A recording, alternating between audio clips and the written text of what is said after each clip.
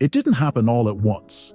It started in silence, a click, a screen, a sigh. And before you realized it, you were gone. You tell yourself it's just pixels, just relief, just a habit. But something in you knows. You're not the same after. Your eyes are dulled a little. Your fire fades. Your desire feels manufactured. And the worst part, you can't explain why. There's a hollowness where vitality used to live, a numbness where passion once burned.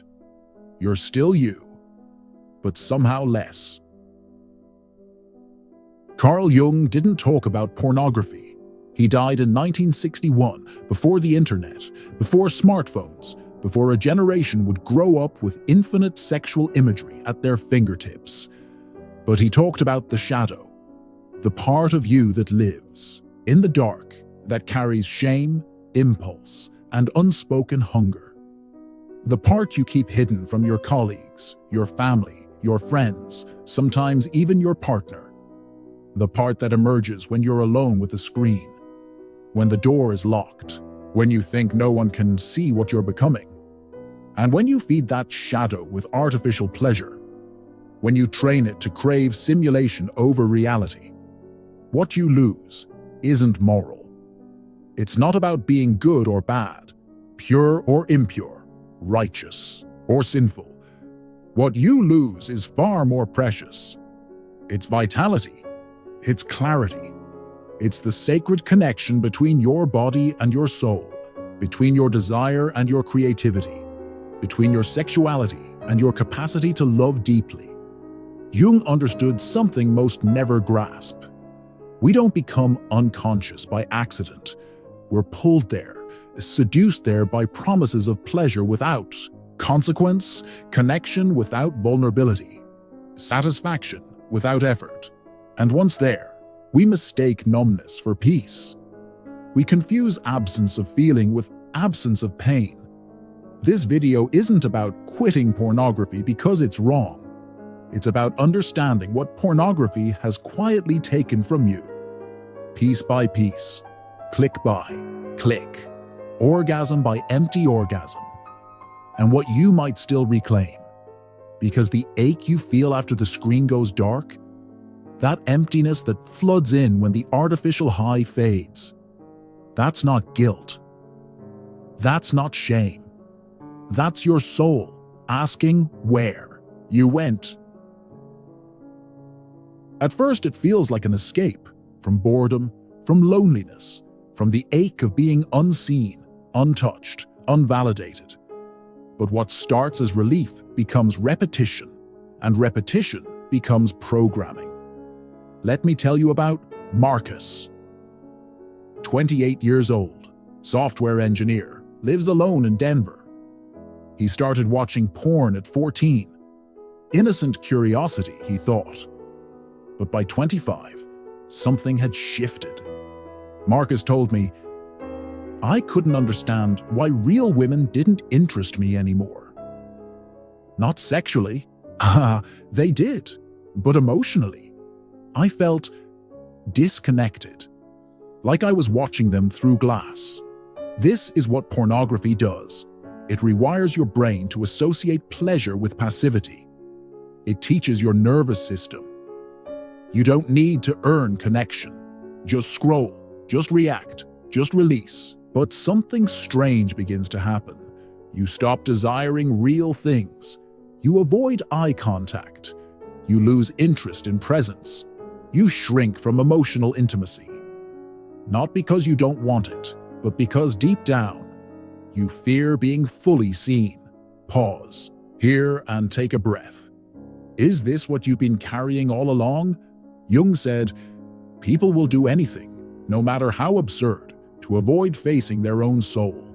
Porn has become that absurdity, a way to keep you numb, distracted, just functional enough. Because here's what they don't tell you about addiction. It's not about craving more. It's about feeling less.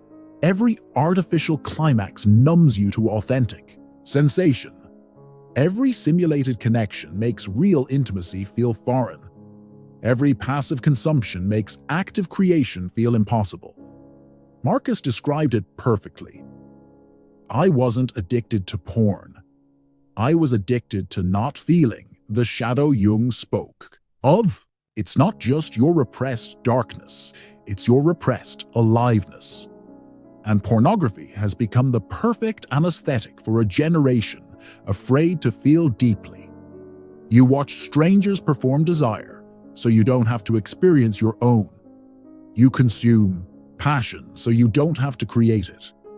You observe intimacy, so you don't have to risk it. But the cost is everything that makes you human. When did you last feel truly present in your own desire? Not performing it for someone else's approval, not consuming it from a screen, but actually feeling it rise from your own body, your own heart, your own mysterious depths. Here is the quiet tragedy that no one talks about. Pornography doesn't just take your time. It doesn't just take your focus or your energy or your willpower. It takes your longing. Not lust. Any screen can manufacture lust, but sacred longing. The capacity to yearn for something with your whole being, to pursue beauty that challenges you, to touch another soul with reverence instead of consumption, to be consumed by passion for something real, something that exists beyond the artificial boundaries of a screen. Every artificial climax is a devil's bargain. You trade soul for simulation. You trade chaos for control. You trade presence for performance. You trade the wild, unpredictable adventure of human intimacy for the safe, predictable routine of digital satisfaction. And piece by piece, orgasm by empty orgasm, your inner fire dims.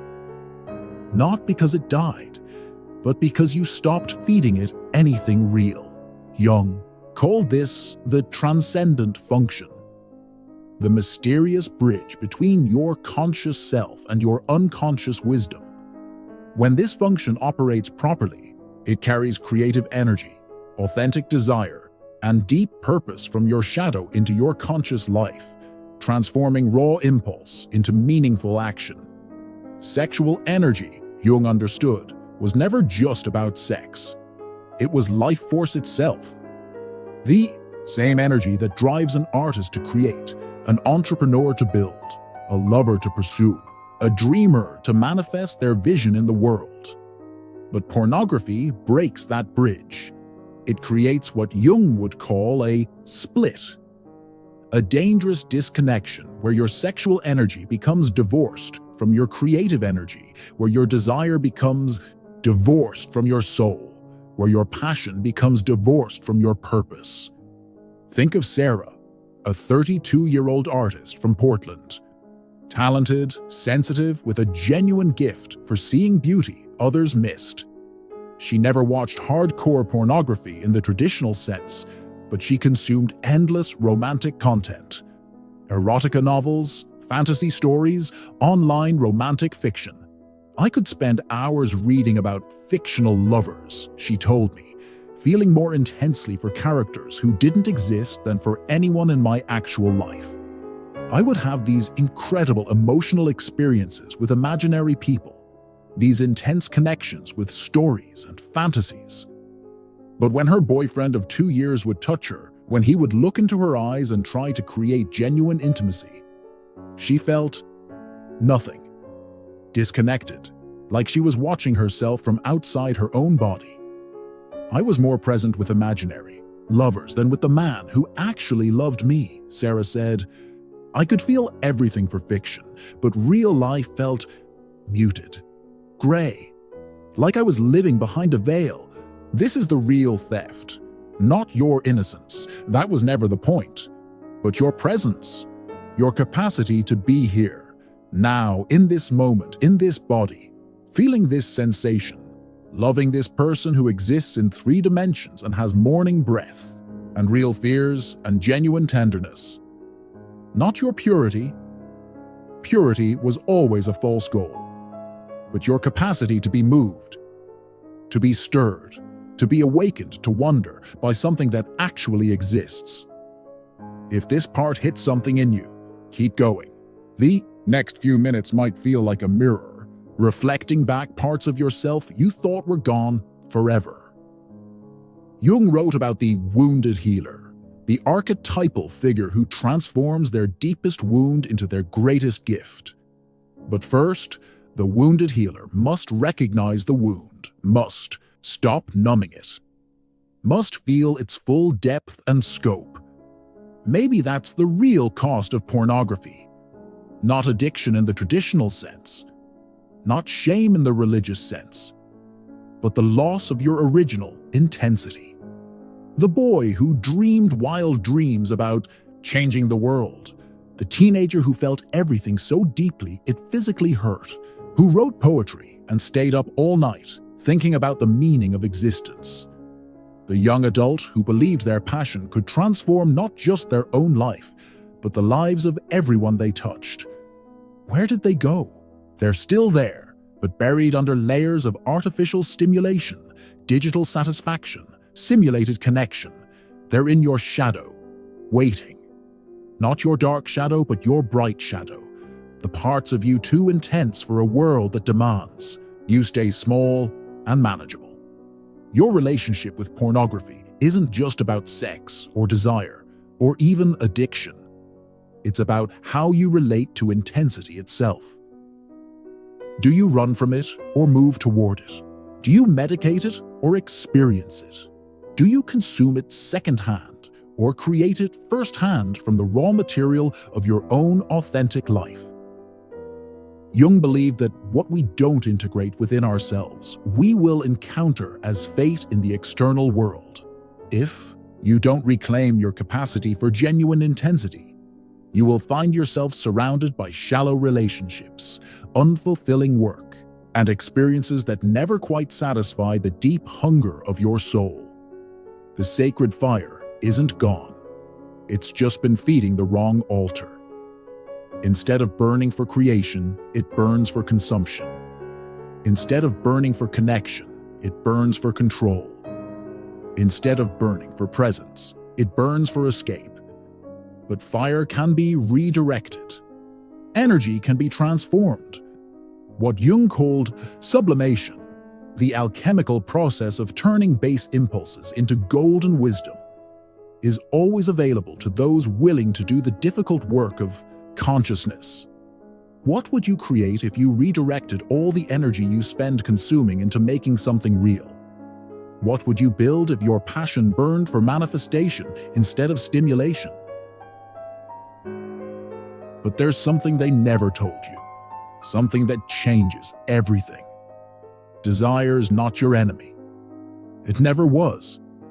Desire is your compass. It tells you where your soul wants to go, what your deepest self is calling you toward, how your life force wants to express itself in the world. What pornography distorts is not desire itself, but your relationship to it. Your ability to feel it cleanly, follow it wisely, channel it powerfully. You were meant to channel fire, not suppress it. Not outsource it to strangers on screens. Not waste it on loops that lead nowhere but back to the same empty hunger. Jung called this process sublimation, turning sexual energy into creative force, into purposeful action, into devoted service, into the kind of depth that transforms both you and everyone you touch. This isn't repression, the old-fashioned approach of pushing desire down until it explodes in destructive ways. Sublimation is lifting desire up until it transforms into something luminous, something generative, something that serves your highest becoming rather than your lowest cravings. Think of Leonardo da Vinci, who channeled erotic energy into art so beautiful it still moves people to tears 5 centuries later. Tesla, who transformed sexual passion into inventive obsession, who saw electricity as an expression of the same force that moves between lovers. Georgia O'Keeffe, who painted flowers so sensually they became landscapes of the soul. who understood that creativity and sexuality spring from the same mysterious well. They didn't deny their fire. They redirected it. They didn't suppress their intensity. They gave it worthy outlets. Marcus, the software engineer I mentioned earlier, he's been pornography-free for 18 months now. But the journey wasn't about elimination. It was about redirection. The first month was hell, he told me, not because I craved porn specifically, but because I felt everything again. Anxiety I'd been numbing for years. Loneliness I'd been avoiding through artificial connection. The actual emptiness of my life without the digital distraction. But something else emerged as the weeks passed. God also this incredible aliveness. Ideas started coming, not just for code, but for apps that could actually help people. I started writing music again, something I'd abandoned in college. I looked at women and saw souls instead of bodies, stories instead of objects. He paused, searching for words. I started feeling like myself again. Not a perfect self, not a self without problems or struggles, but my actual self, intense and curious and sometimes awkward and sometimes brilliant, real. This is what Jung called individuation, the lifelong process of becoming who you actually are, beneath all the conditioning, all the habits, all the ways you've learned to escape or numb or minimize yourself. Individuation doesn't mean becoming perfect. It means becoming whole. It means integrating your light and your shadow, your strength and your vulnerability, your sexuality and your spirituality into one coherent, conscious human being. Take a moment here. Can you feel it? That stirring underneath the numbness? That fire that's been waiting for you to remember it exists? That fire can still return. But only if you stop giving it to the void. Only if you reclaim your attention from the machines designed to harvest it. 2. Convert your life force into profit for others. Only if you remember that your sexual energy is creative energy, and it's meant to build worlds, not escape them. The shadow you've been feeding with pixels and fantasies, it's hungry for reality, for projects that challenge you, for touch that means something, for creation that matters, for presence that transforms both you and whoever you're with. Jung said, "Your task is not to seek for love, but merely to seek and find all the barriers within yourself that you have built against it." Pornography is one of those barriers, not because it's evil or immoral. Morality is a distraction from the real issue, but because it keeps you separate from others, from yourself, from the raw, beautiful, terrifying experience of being alive in a body that can feel everything. Sarah, the artist from Portland, she's been creating again. Real art, raw art, art that emerges from her actual experience rather than her fantasies. I thought giving up erotica would make me less creative, less sexual, she said. Instead, it made me more human. I can feel my boyfriend's heartbeat when he holds me. I can write poetry that makes strangers cry. I'm here, present, available to my own life. Her latest series of paintings, abstract landscapes that somehow capture the feeling of intimacy without depicting bodies, has been getting attention from galleries across the Pacific Northwest. The work comes from a different place now, she explained. Before, I was always trying to recreate some feeling I'd experienced through fiction. Now I'm expressing feelings that are actually mine, that emerge from my real relationships. My actual body, my lived experience. This is what return looks like. Not perfection, but presence. Not purity, but wholeness. Not the absence of desire, but the transformation of it into something that serves life instead of escaping from it. What barriers have you built against your own aliveness? What would it feel like to lower them? To let your real self emerge from behind the defenses? You don't have to quit porn to be good. You have to quit because you're tired of feeling half alive, because your gaze deserves to burn again. Your hands deserve to touch something real. Your soul deserves to feel sacred again. This is not about guilt. It's about grief. For what was stolen slowly, quietly, in the name of pleasure, but at the cost of presence. Jung spoke of the wounded healer, the person who transforms their deepest wound into their greatest gift. Your wound isn't that you watched pornography. Your wound is that you forgot how to be present with your own desire, how to feel without numbing, how to want without consuming, how to love without performing. Sarah, the artist from Portland, she's been creating again. Real art, raw art. Art that comes from her body and her truth rather than her fantasies. She said, "I thought giving up erotica would make me less sexual. Instead, it made me more human. I can feel my boyfriend's heartbeat. When he holds me, I can write poetry that makes people cry. I'm here. This is what return looks like. Not perfection, but presence.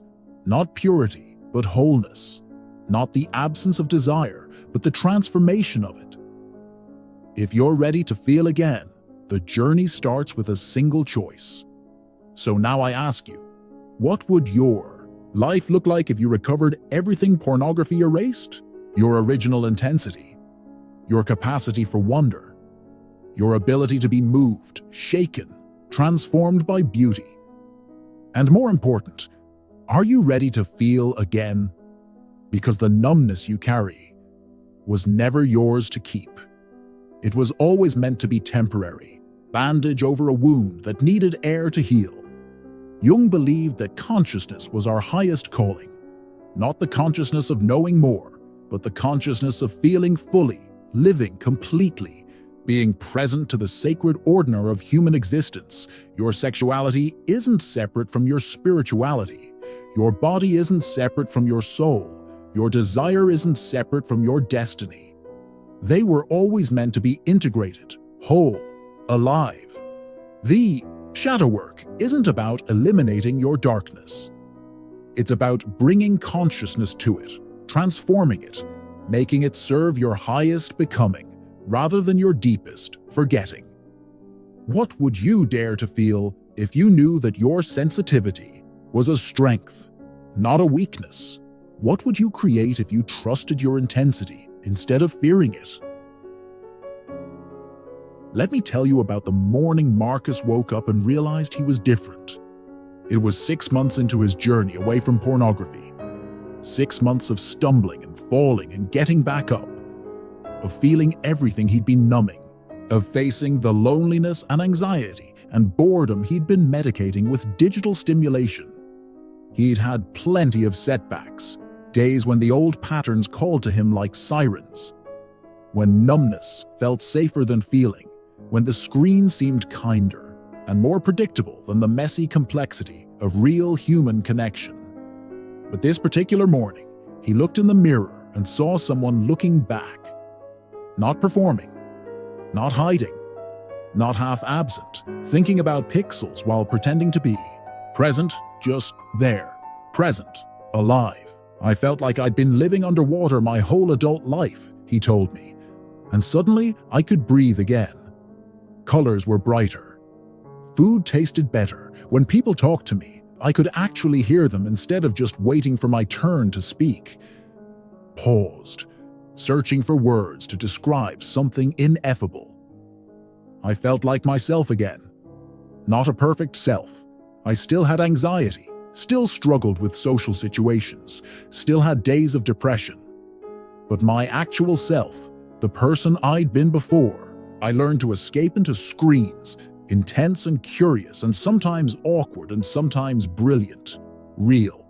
This is what Jung called the return, the hero's journey back to themselves, but transformed by the trials they've endured.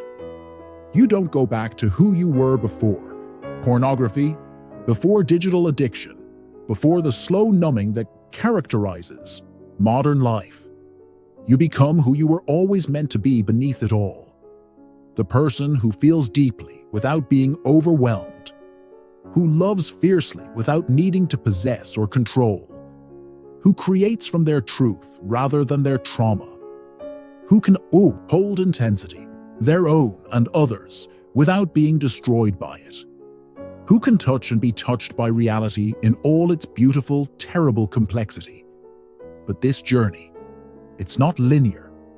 It's not a simple progression from broken to healed, from addicted to free, from unconscious to enlightened. You'll have days when the old patterns call to you with familiar voices, promising comfort, ease, the sweet relief of not having to feel so much. When numbness feels safer than sensitivity, when the screen seems kinder than the mirror, when artificial connection feels more manageable than the wild unpredictability of human intimacy. On those days, remember this: every moment of consciousness is a victory, even if it's uncomfortable. Every time you choose presence over escape, you're reclaiming a piece of your soul that had been given away unconsciously. Every time you feel instead of flee, you're rebuilding the bridge between your shadow and your light, between your human self and your divine potential. Jung said, "The privilege of a lifetime is to become who you truly are. But first, you have to stop being who you're not. You have to stop being the person who needs artificial intensity to feel alive, who needs digital connection to feel worthy of love, who needs simulated passion to feel human. You have to be willing to experience the withdrawal symptoms of a culture addicted to stimulation, the boredom, the restlessness, the confrontation with your actual life in all its unfiltered reality. Subscribe if you're ready to do this work. Not the easy work of consuming more content, but the difficult, transformative work of becoming conscious." Sarah wrote to me recently about a breakthrough in her own journey. "I'm dating someone new," she said, "and for the first time in my adult life, I'm not comparing reality to fantasy. I'm not wishing he were more like the characters in my romance novels. I'm not trying to turn our relationship into a story I've read somewhere else." She paused in her letter, and I could feel her searching for words to describe something precious and fragile. "I'm just here, nervous and excited and present and terrified and hopeful. It's nothing like the smooth, perfect passion I used to fantasize about. It's awkward and real and surprising and sometimes disappointing and sometimes transcendent. It's human. This is the gift waiting for you on the other side of consciousness. Not a perfect life, but a real one. Not endless pleasure, but deep satisfaction. Not constant stimulation, but authentic sensation. The capacity to be moved by sunlight on water, instead of needing increasingly extreme content to feel anything. To be stirred by a genuine smile, instead of the performed expressions of people paid to arouse you. To be transformed by touch that means something, instead of living in your head, while your body goes through empty motions. To create from the fire inside you rather than consuming the fire of others.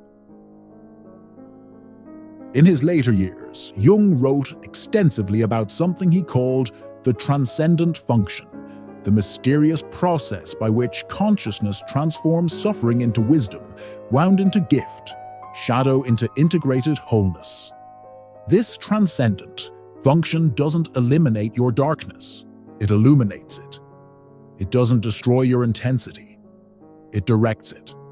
It doesn't make you perfect, it makes you whole. This is what's available to you, right now, in this moment.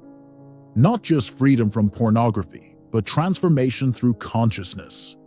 Not just breaking a habit, but breaking open into who you really are, beneath all the conditioning, all the numbing, all the ways you've learned to avoid the full intensity of being human. Marcus runs his nonprofit from a converted warehouse in Denver. The walls are covered with art created by the young men in his program. Paintings and photographs and sculptures that emerge from their real experiences instead of their fantasies. We don't just talk about quitting porn, he told me. We talk about what you're going to do with all that energy once you reclaim it. We create things. We build things. We practice being present with intensity instead of escaping from it. His program has expanded to 3 cities. The waiting list is months long. Young men are hungry for alternatives to the digital monastery of isolated stimulation. Sarah's art hangs in galleries across the Pacific Northwest now. Her latest exhibition, titled The Return to Presence, explores the journey from fantasy to reality, from consumption to creation, from numbness to aliveness.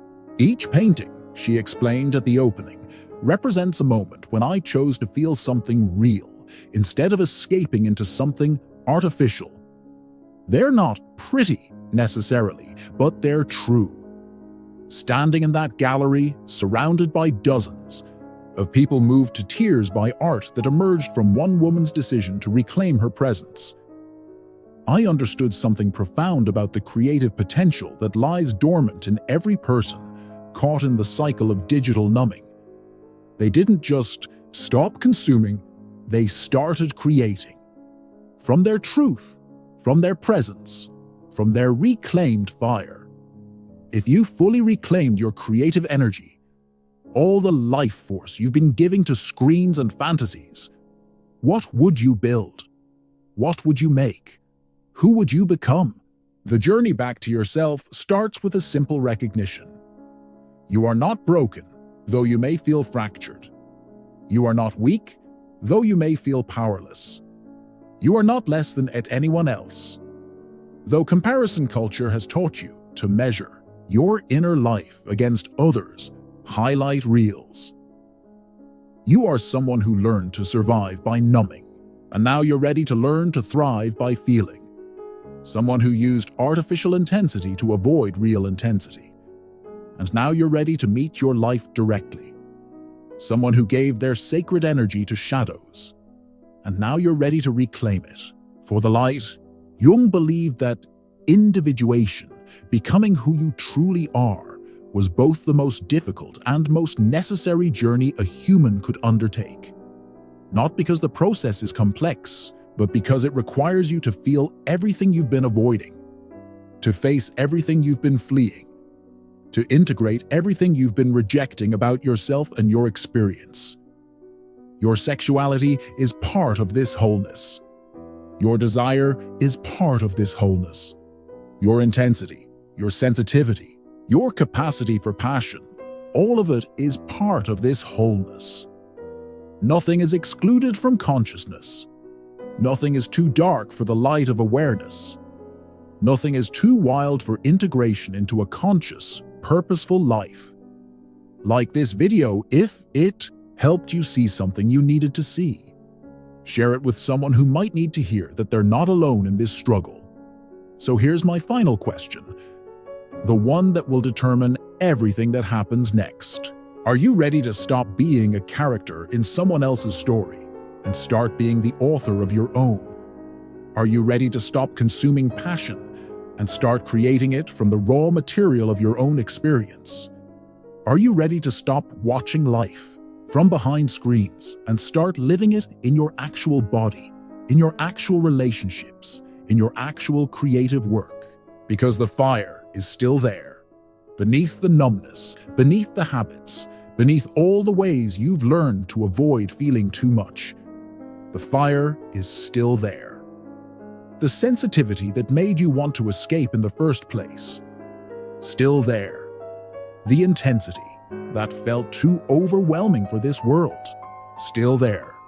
The capacity for wonder, for creation, for love that transforms both you and the world around you, still there, waiting, in the silence between thoughts, in the space between breaths, in the sacred ordinary of this moment, right now when you choose consciousness over unconsciousness, presence over escape, reality over simulation.